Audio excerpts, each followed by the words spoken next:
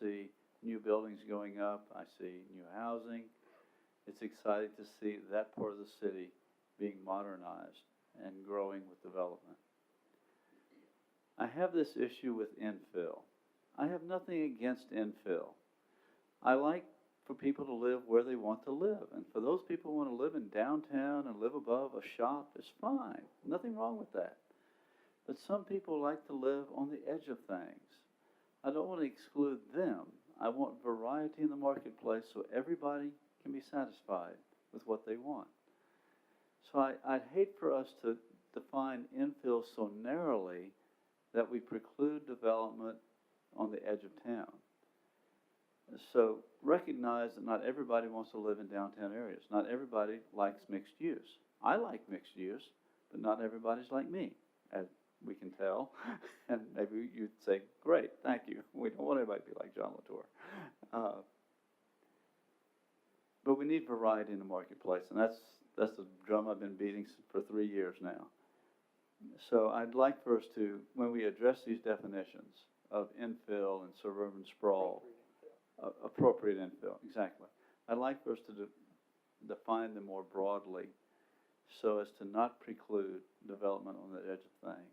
And that's what I'd like to see. So it gives me pause when I read the notes here in our packet where they define these, these are our 6 primary or 6 paramount goals we have to have.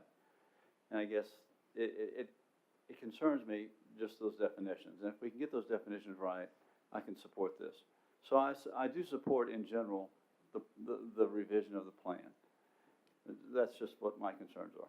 You asked what I thought, Mayor. Well, I mean, but how do you want us to address that, John? I mean, I'm asking you. Right. Well, I don't want to preclude people's choice. I like choice. I like variety in the marketplace. So I don't want to define infill so narrowly that we say you can't have a 2-acre lot on the edge of town. Maybe that's not exactly the definition of infill, but I think we still need those kinds of developments also for those people who want that. And for those people who want to live in the downtown area and live in a mixed use, that's fine. There's nothing wrong with that. But I at some point, we have to admit, if we continue to just infill, we're going to fill up, theoretically. That's sort of the point. Exactly. I So think, we don't sprawl anymore. well, the sprawl is just the growth of the city. At some point, if we don't expand our city borders, then we'll run out of space. Then everybody that builds in Northwest Arkansas will be building in some other municipality. At some point, theoretically, and I'm not saying we're at that point, but we need to consider the future of our city. And when I look at the map, in my ward, we're already bumping up against Farmington. Mm-hmm. And going north, we're bumping up against Johnson. We're going to run out of land space that we can go, because other municipalities that are our neighbors don't always see things the way we see them. And they'll just gobble it up. But in 2006, the citizens, and I remember being a council member, helped define those growth boundaries, which was Looper Road on one side and Crossover Road on the other, and then for us first to work with infill into the city. That was direction that was given by the citizens to a council that I sat on, Adela and I. And I remember that very well. Well, so that is what we have worked with. I don't have any qualms with infill development for those people who want to live in those places and want to live in that kind of development. But I don't want it to preclude other people from having other options. When they want other options, they prefer to live that way. I have people in my ward who want to live on the edge of town, not in the middle of town. They like their quiet solitude. And I don't see anything wrong with that either. I don't want to preclude those developments. I want there to be choice for everybody. Okay. That's the idea. Okay. Thank you, Mayor. You're welcome. What else? Nobody? Do we, Sarah? Thank you. I did want to go ahead and speak in support of the update of the plan. I think that it's fantastic that we're doing this, and I'm glad that we're going to be able to leverage staff to do a considerable amount of the work that we would normally outsource. I just do want us to be cautious and recognize that there is a lack of diversity in our planning and development services group, and we need to ensure that all of the citizens are well represented. And so we need to be sensitive to the fact that we do have a lack of diversity on our team and make an extra effort to hear from different voices in the We will community. be sure that that is done. I can assure you of that. What other comments from the council? What public comment do we have?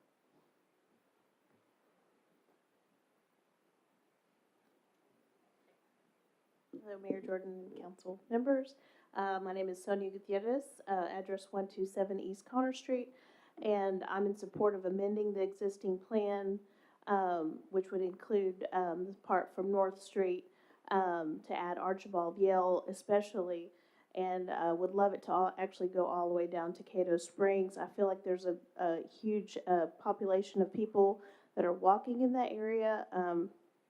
And having lived there and had a business there for 12 years, I constantly saw tons of people trying to get across Archibald Yale to go to the farmer's market, to go to the library, to pay utilities with strollers or trying to walk across there. So we just want to, I think it's worth the 3 weeks that you said, and I think it's worth the time and the energy to consider those people.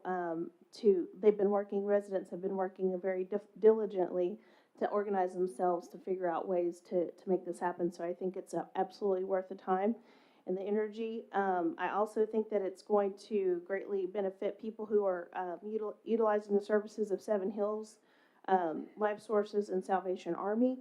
There are tons of people that are always walking on that street in that area. Students who are using the Research and Technology Park, and lots of families with strollers. And I've seen lots of people in more parts of any other part with wheelchairs in that area. And I think it might be part of that, the same population. So I'm in support, I support the amendment that aligns, I feel like it aligns with our mobility plan. Okay, thank you. Who else would like to address us? Okay, I'm going to bring it back to the council. All right. Matthew. Yes, thank you, Mayor. I just wanted real quickly, some of the things you said, Alderman Latour, I think are worth talking about. The reason we talk about infill so much is because that's what's in demand and what's hard to do. Housing prices in downtown Fayetteville have more than doubled in the last 5 or 6 years. They have not more than doubled anywhere else in the city. The reason they've doubled is because that's where demand so much outstrips supply. It is, our rules create more or less a very, very level playing field whenever you want to build single-family homes in a subdivision, and they make it very difficult to do infill development. So we actually have an incredible mismatch in our rules in terms of what they encourage and what people want. We're actually distorting the market towards single-family sprawl development today when people want more infill development than we have allowed to happen. So I don't think that we're in any danger of outlawing the kinds of projects that you're advocating for, but we have already made it more difficult to develop in an infill manner, and that's why we talk about so much. It's not that sprawl is under attack, it's that infill has been under attack for decades, and we need to correct it. Okay. Sarah. So just for a point of order, do we need to amend the existing resolution to change the North College? Yes. Okay, so I propose that we amend to change it from North College to the 71 Business Corridor. If you actually look at the resolution, it doesn't speak of North College, but what I would suggest that you do, it talks about upgrading the plan And I would say, I would add these words, to include study of Archibald Yale Boulevard and South School Avenue to Cadle Springs Road. I think that the exhibit might have talked about College Avenue, but if you want to change the resolution, make a motion on that, then if you add those words in, then I think that would be clear to the department. Okay, so I move that we add the words that Kit just said. Okay. I would like a little direction from the council, because we do have Nelson Nygaard that's doing a study of that particular area of road. I believe that's correct, isn't it? So what do you want me to do exactly with that? Well, I think that the new consultants will just use the Nelson Nygaard as a starting point and whatever their recommendations are. And so it's really, we'll give them a jump start on whatever they want to propose. So Okay. they can just use that as a starting point. So, Mayor, my understanding is that we would, the starting point would be the work that they've done. They've done the traffic engineering, okay, and they've done some cross-section design. so we would We take, wouldn't be redoing that. We would negotiate a contract to look at, without how already that- being done with the new, in Yeah. other words, the new people wouldn't go back and redo that No. whole thing again. their mission would be to take those cross-sections and see how it affects the adjacent development and the zoning. Okay. That's my interpretation. I just want to be sure that I don't get in a position where somebody said, well, Mayor, it's interesting that you had one study and then you added another study, so we want to be sure that we're not paying for something twice. I just want to be clear on that, so we'll take what they have done and we'll add this new study to that. Yes, sir. Okay. All righty, I have it. All right, so that's the amendment. There has been a motion, is there a Yeah. second? Yeah, Kyle, I'll second the motion. is there any public comment on the amendment? Okay, bring it back. We have a motion and a second on the amendment. Is there any comments or discussions on it from the council anymore? Okay, Sandra, would you please call the roll? Smith, Yes. Gray, Yes. Marsh, Yes. Kenyon, Yes. Hetty, Yes. Tennant. Yes. Bunch, Yes. Latour. Yes. Okay. All right, now, let's see, we are on, we need a motion, and a second to pass the resolution as a whole from somewhere. Sarah, I move we pass the resolution. Kyle, I'll second. all right. What discussion do we have on the resolution? Anything? Okay, any comments on the resolution as a whole? Okay, bring it back to the council. We have a motion and a second. Sandra, would you please call the roll? Smith, Yes. Gray, Yes. Marsh, Yes. Kenyon, Yes. Hetty, Yes. Tennant. Yes. Bunch. Yes. Latour. Yes. Okay, thank you all very much. Number 10, a resolution to amend the 2018 adopted budget by reappropriating $97,779,000 in bonded or ongoing capital projects, outstanding obligations, and grant-funded items. Paul? Okay, as the council approved the 2018 budget, that essentially was the operating budget plus new capital for 2018. The issue we have in Arkansas is we have a timing issue because budgets only provide for a one-year fiscal period.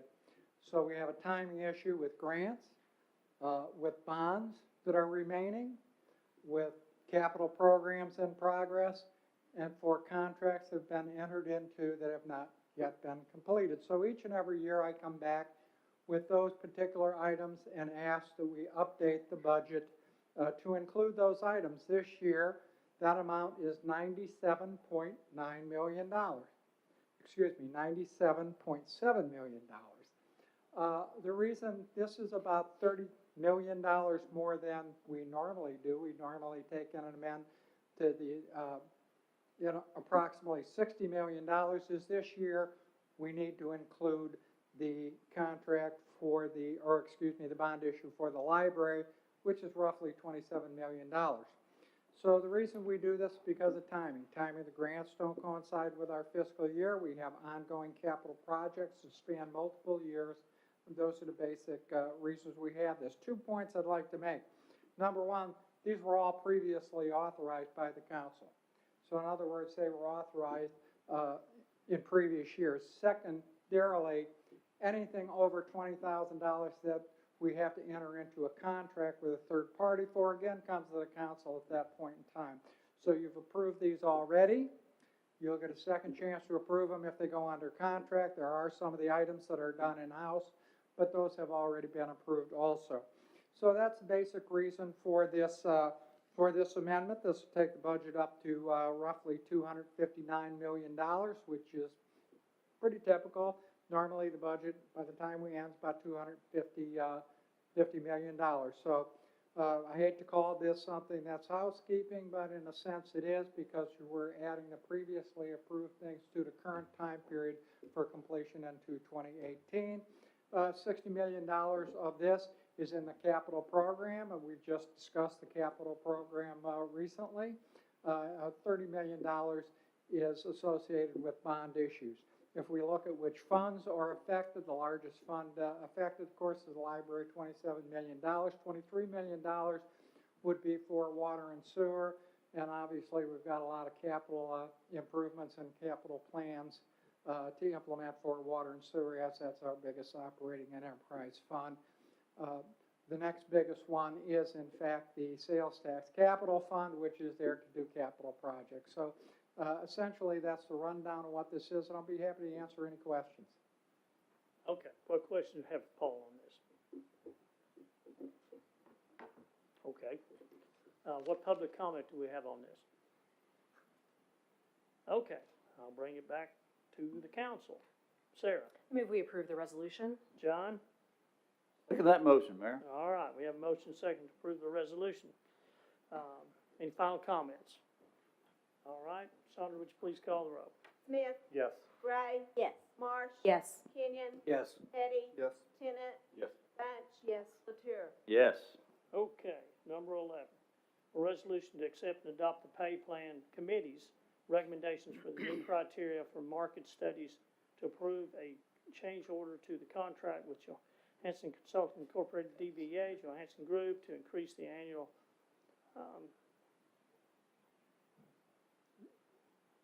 contingency, lost my place there, fees by the amount of $5,500 for the annual market studies and consulting, and to approve a budget adjustment.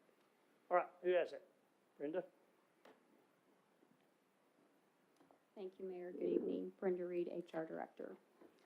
Last year, the Pay Plan Committee was formed to make recommendations to City Council regarding new criteria for market studies. The committee members consisted of council members, administration, one representative from each labor management group, police, fire, and merit.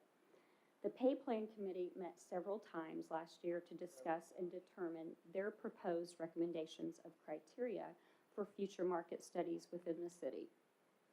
They proposed 3 categorical recommendations. 1, data sources. Where does the market data come from? 2, survey frequencies. How often does the city engage in market studies? 3, benefit offerings. What benefits are the city's competitors offering their employees?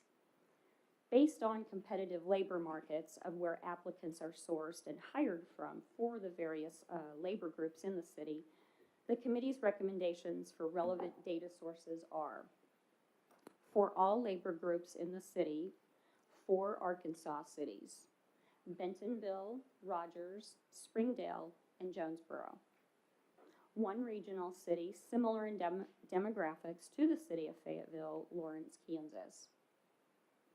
Additionally, due to competition in the labor market with private industry, Tier 1 merit positions will include the Northwest Arkansas Human Resources Association, or NOARC study, the DOL Northwest Arkansas study. Additionally, Tier 2 and 3 merit positions will include Comp Analyst study and the Comp Data study. To stay in touch with competitive labor markets, the committee considered market study frequency. The committee recommends implementing a market study every year, alternating with police and fire uniformed and merit employees. The following schedule is recommended. For 2018, police and fire uniformed, 2019 merit, 2020 police and fire uniformed, and 2021 merit. Lastly, the committee considered the value employer benefits offer to employees as part of a total rewards package. The committee recommends gathering information of 5 benefit offerings from the data sources for the 2 labor groups of police and fire uniformed and merit. The 5 police and fire uniform benefit offerings proposed for gathering data are 1, retirement, 2, medical dental, 3, time off, 4, certification pay, and 5, longevity pay. The 5 merit benefit offerings proposed for gathering data are 1, retirement, 2, medical dental, 3, time off, 4, shift or on-call pay, and 5, education reimbursement. The budget impact for 2018 requires a change order increase in the amount of $5,500. The additional funding is necessary for the Johansson Group to conduct a market study and provide a report with their recommendations. What questions may I answer for you? Well, I can tell you the committee met for several months, which I certainly want to thank the committee's work on this, because it was quite a, we had members of the city council, fire and police, non-uniform. Paul was on that committee, Don was on that committee, did I leave anybody out? Non-uniform. So it was several months of, we'd meet every couple, 3 weeks, for several months, and we came up with several conclusions, and some of it was certainly daunting at times, but this is the recommendations that came out of the committee. It was a unanimous vote. So we will answer any questions that we can. I know that 4 of the council members was on that committee, so I'm sure that they can fill in whatever I may have left out. And we can take public comment also.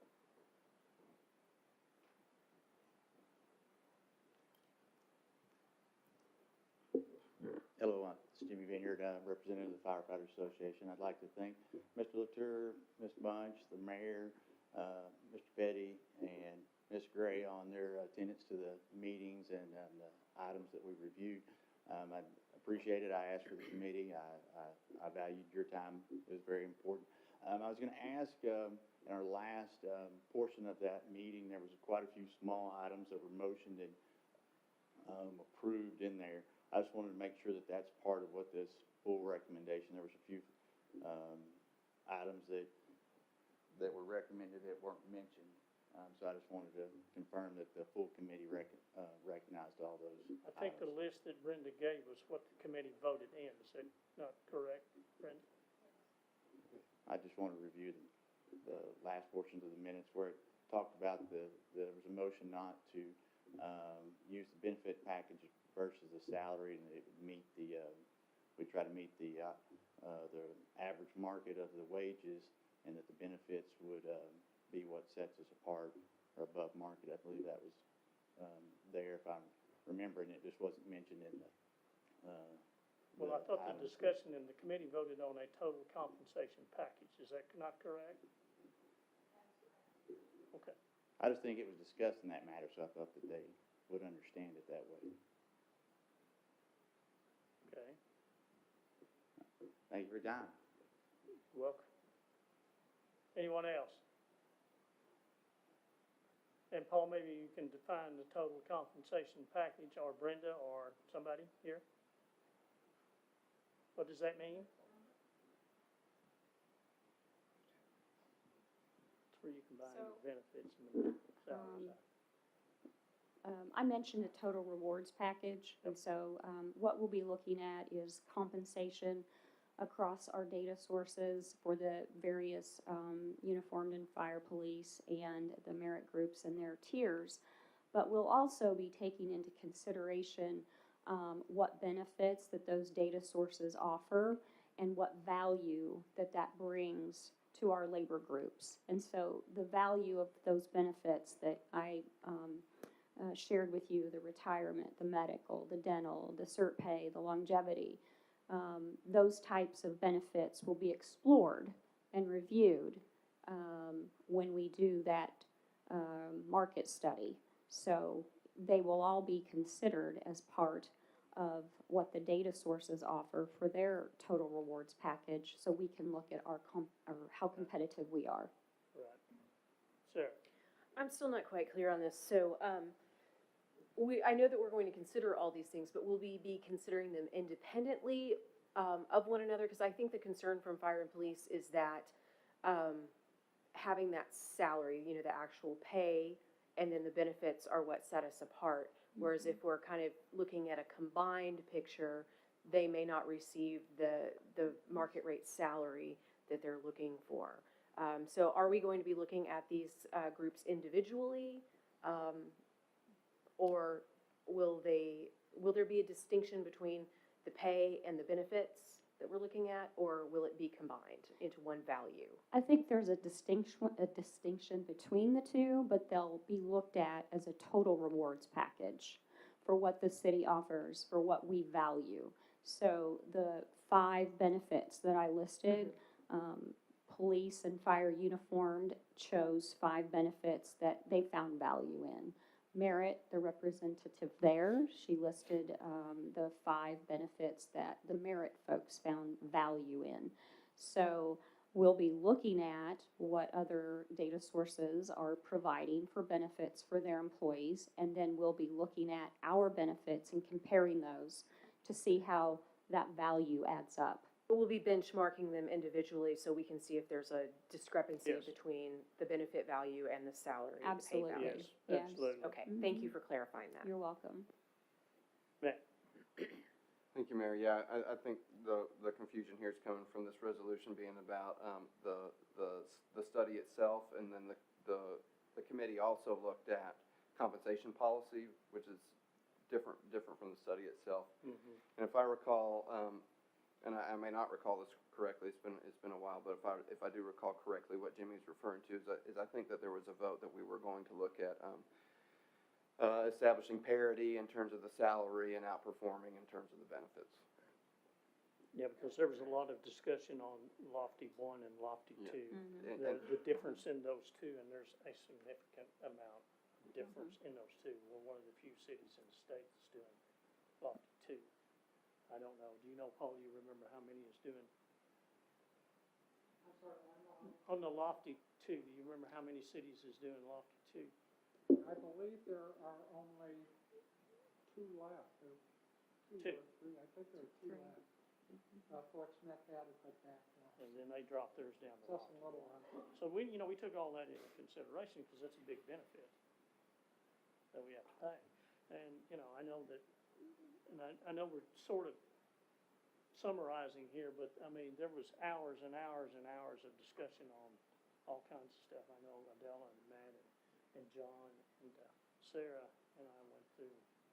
It was long periods of time looking at what other cities are doing. And, when we looked at the cities that we were using, in the old, there was like 21 of them, I believe. 23. And then, and so we decided that now that the region has got where it's got, that we thought we needed, parity with the cities in the region, see what they're doing, and see how we combine it with it, so.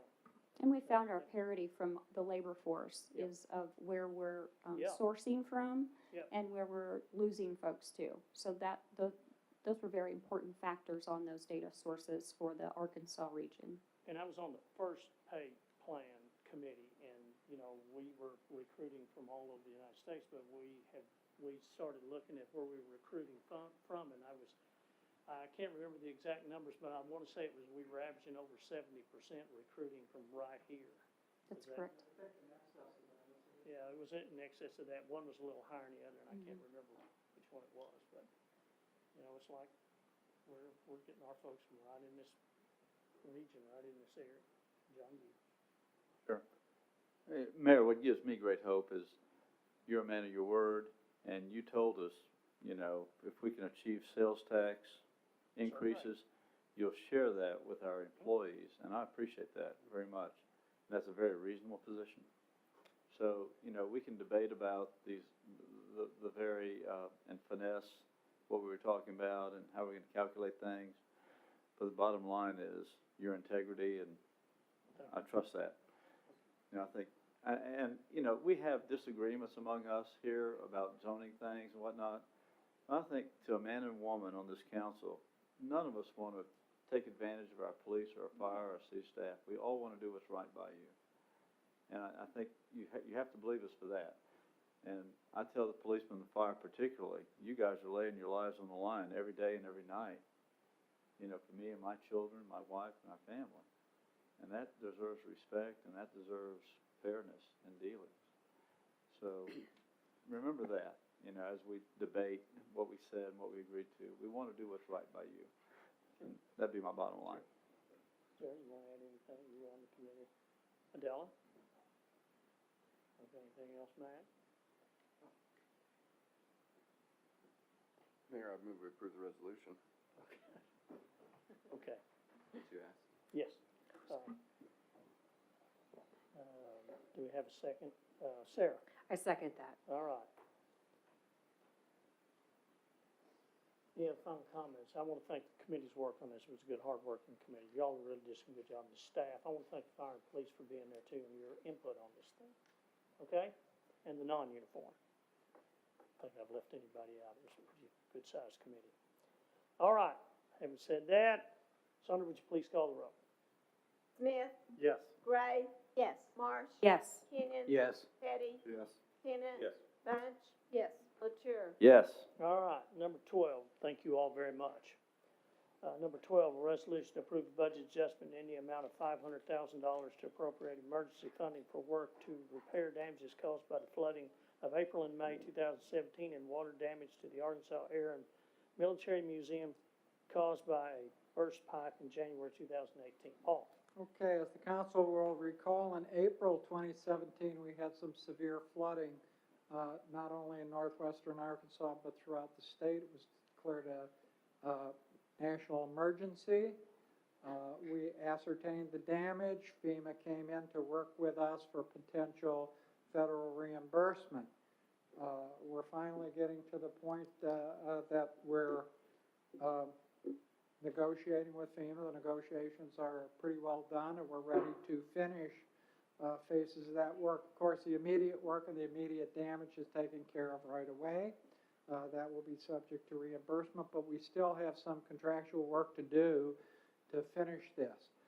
So what I am requesting is a $500,000 appropriation. This will come from the Copy Replacement and Disaster Fund.